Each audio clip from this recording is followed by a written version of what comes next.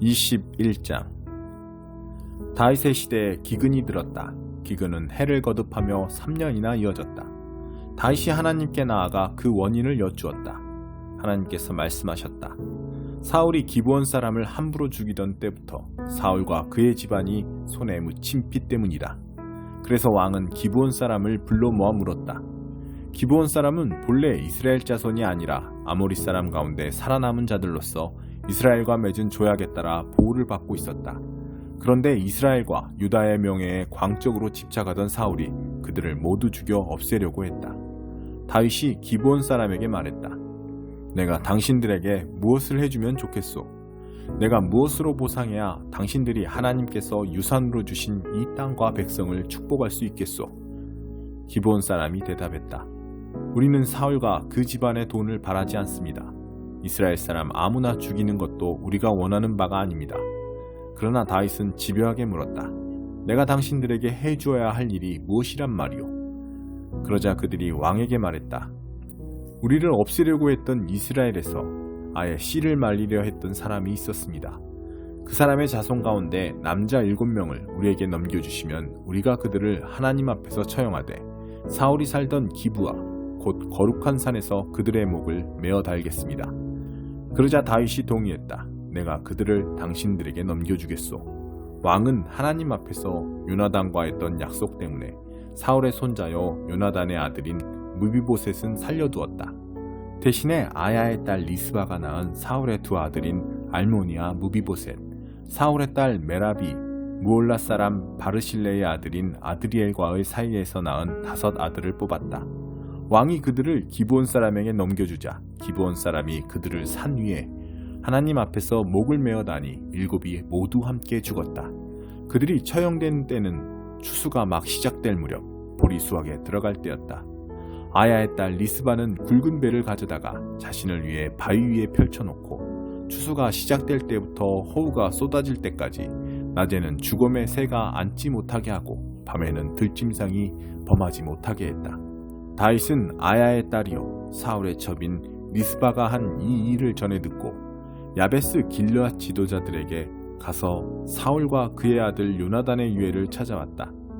전에 블레셋 사람이 길보아에서 사울과 요나단을 죽인 뒤에 벳산 성읍 광장에 매달았는데 야베스 길르앗 지도자들이 거기서 그들의 죽음을 거두어 왔다. 다윗은 2 사람의 유해를 가져와 얼마 전 사람들이 목매어 달아 죽인 7 사람의 죽음과 함께 두었다. 그리고 그 죽음들을 베냐민 땅으로 다시 옮겨 사울의 아버지 기스의 묘지에 잘 묻어주었다. 백성은 왕의 명령대로 다 행했다. 이로써 문제가 해결되어 그때부터 하나님께서 그 땅을 위한 이스라엘의 기도에 응답하셨다. 블레셋 사람과 이스라엘 사이에 다시 전쟁이 벌어지자 다윗과 그의 부하들이 내려가 싸웠다. 다윗은 몹시 지쳐 있었다. 라파 자손의 용사 이스비브노비 무게가 4kg에 가까운 창을 들고 새 갑옷을 입고 나와 자기가 다윗을 죽이겠다고 큰소리쳤다. 그러자 수루야의 아들 아비새가 가서 다윗을 구하고 그 블레셋 사람을 쳐 죽였다. 다윗의 부하들은 그에게 맹세하며 말했다. 왕께서는 더 이상 전선에 나오지 마십시오. 이스라엘의 등불이 꺼져서는 안 됩니다. 그 후에 곱에서 다시 블레셋 사람과 작은 충돌이 있었다. 그때 후사 사람 십부게가 삽을 죽였는데 삽도 라파 자손의 또 다른 용사였다. 곱에서 블레셋 사람과 또다시 전투할 때 베들레헴에 배 짜는 사람인 야르의 아들 엘하나니 가드 사람 골리앗을 죽였는데 골리앗의 창은 깃대만큼이나 컸다. 또 가드에서 싸움이 벌어졌을 때는 손가락과 발가락이 6개씩 모두 24개인 거인이 나왔다. 그도 라파 자손이었다. 그가 이스라엘을 모욕하자 다윗의 형 시므아의 아들 요나단이 그를 죽였다. 이 4사람은 가드 출신의 라파 자손으로 모두 다윗과 그의 군사들에게 목숨을 잃었다. 갈라디아서 1장. 나 바울과 이곳에 있는 믿음의 동료들은 갈라디아에 있는 여러 교회에 문안합니다. 내가 이렇게 편지를 보낼 수 있는 권한은 사람들의 합의나 윗사람들의 임명에서 온 것이 아닙니다. 그것은 메시아 예수와 그분을 죽은 자들 가운데서 살리신 아버지 하나님께 직접 받은 것입니다. 나는 하나님께로부터 임명받은 사람입니다. 그러므로 나는 다음과 같은 말로 여러분에게 문안합니다. 은혜와 평화가 여러분에게 있기를 바랍니다. 우리는 이 말이 무엇을 의미하는지 잘 압니다. 예수 그리스도께서 우리 죄를 대속하기 위해 자기 몸을 제물로 바치시고 우리가 사는 이 악한 세상에서 우리를 건져주셨기 때문입니다. 우리 모두가 이 구원을 경험하는 것, 그것이 바로 하나님의 계획입니다. 하나님께 영광이 영원 무궁토록 있기를 바랍니다. 참으로 그렇게 되기를. 다른 메시지는 없습니다. 나는 여러분의 변덕이 믿기지 않습니다. 그리스도의 은혜로 여러분을 불러주신 그분을 그렇게도 쉽게 배반하고 다른 메시지를 받아들이다니요. 여러분도 알다시피 그것은 사소한 차이 정도가 아닙니다. 그것은 완전히 다른 메시지, 이질적인 메시지라고 할 수도 없는 것, 하나님에 관한 거짓말이기 때문입니다. 이처럼 여러분 사이에서 동요를 일으키는 자들이 그리스도의 메시지를 왜곡하고 있습니다. 단도직입적으로 말하겠습니다. 우리 가운데 어떤 사람이 심지어 하늘에서 온 천사일지라도 우리가 처음 전한 메시지와 다른 것을 전한다면 그는 저주를 받아 마땅합니다. 전에 말씀드렸고 이제 다시 말씀드리지만 아무리 유명하고 자격이 대단한 사람이라도 여러분이 처음 받은 메시지와 다른 것을 전하는 사람이 있다면 그는 저주를 받아 마땅합니다. 내가 이처럼 강경하게 말하는 것이 사람들을 조종하려는 것이겠습니까? 혹은 하나님의 환심을 사려는 것이겠습니까? 아니면 대중의 박수를 얻으려는 것이겠습니까? 대중의 인기를 얻는 것이 나의 목표라면 나는 그리스도의 종이 되려고 애쓰지 않을 것입니다. 이것을 알아야 합니다. 친구 여러분, 아주 단호하게 말씀드립니다.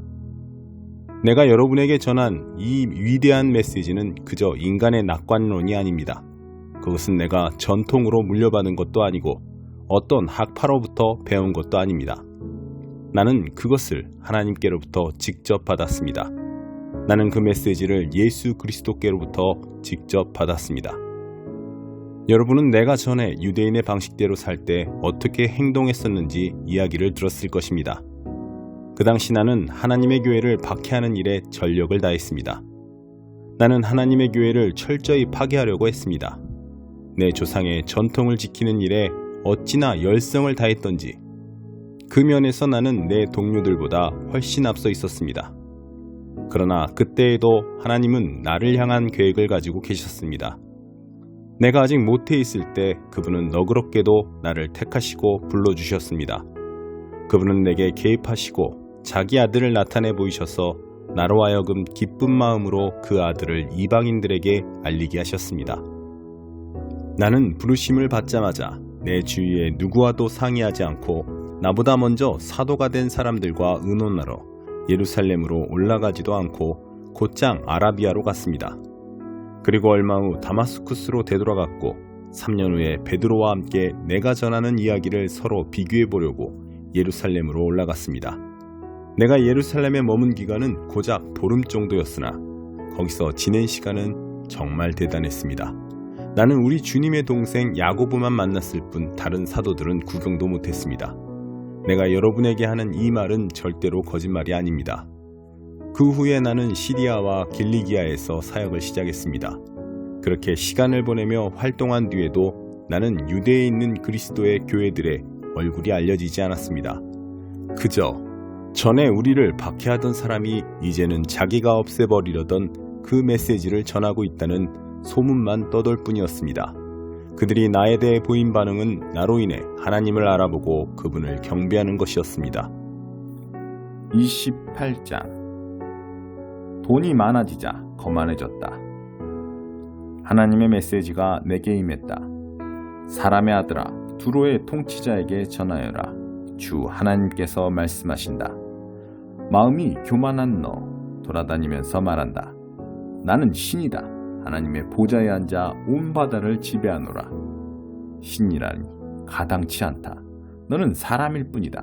신이 되려고 애쓴다만 그저 사람에 지나지 않는다. 보아라, 너는 내 자신이 다니엘보다 명민하다고 여긴다. 풀지 못할 수수께끼가 없다고 생각한다. 너는 총명하여 세계적인 부자가 되었다. 너는 내 창고에 금과 은을 잔뜩 쌓았다. 너는 좋은 머리를 굴려 사업에 성공했고 떼돈을 벌었다. 그러나 돈이 많아지자 너는 거만해졌다. 콧대가 높아졌다. 어찌나 높아졌는지 하늘을 찌를 정도다. 그러므로 주 하나님이 말한다. 신처럼 행동하며 신이 된 것처럼 행세하는 너에게 내가 분명히 경고한다. 내가 이방 사람과 민족들 중에 가장 악독한 자들을 불러 너를 덮치게 할 것이다. 그들이 칼을 뽑아서 모르는 것이 없다던 너의 명성을 땅에 떨어뜨릴 것이다. 신이라 자처하던 너의 허풍을 까발릴 것이다. 내 스스로 올랐던 상석에서 너를 끌어내려 깊은 바닷속에 쳐넣을 것이다. 너를 죽이러 온 자들 앞에서도 무엄하다 나는 신이다 하고 주장하겠느냐. 그들에게 너는 그저 인간일 뿐이다. 너는 그 이방 사람들의 손에 개죽음을 당할 것이다.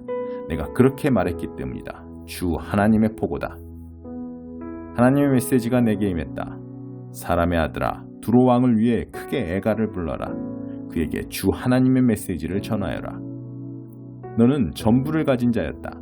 너는 하나님의 동산 에덴에 있었다. 너는 휘황찬란한 옷을 둘렀다. 온갖 보석이 달린 애복이 있었다.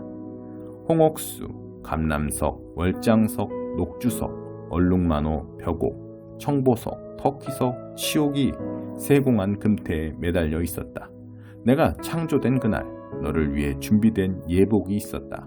너는 기름 부음 받은 그룹이었다. 내가 너를 하나님의 산에 두었다.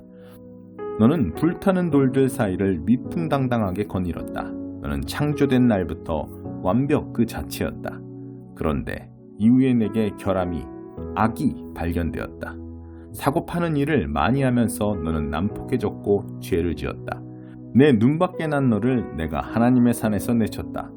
내가 너를 기름 부음 받은 천사 그룹인 너를 밖으로 내쫓아 더는 불타는 보석들 사이를 거닐지 못하게 했다. 너는 내 아름다움 때문에 거만해졌다.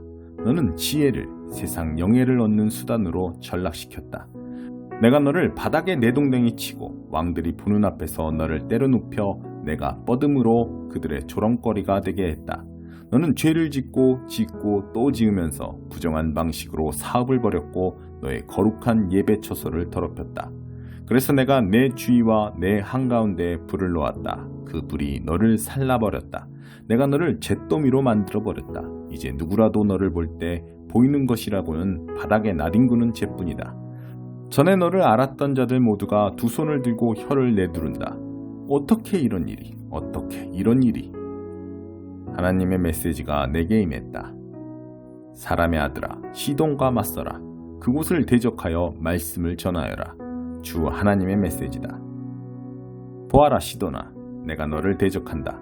내가 내 가운데서 나의 진면목을 드러낼 것이다. 내가 모든 일을 바로잡고 나의 거룩한 임재를 나타내는 날, 그들은 내가 하나님인 줄 알게 될 것이다. 내가 명령을 내려 그곳에 전염병이 나돌게 하고 거리마다 살인과 폭력이 난무하게 할 것이다. 사방에서 적군이 쳐들어오면 사람들이 오른쪽 왼쪽으로 나가 떨어지리라. 그제야 그들은 내 말이 빈말이 아님을 내가 하나님인 줄 알게 될 것이다. 이스라엘은 그들을 멸시하며 천대하는 자들, 그 가시와 엉겅퀴 같은 이웃들을 더 이상 참고 견딜 필요가 없으리라.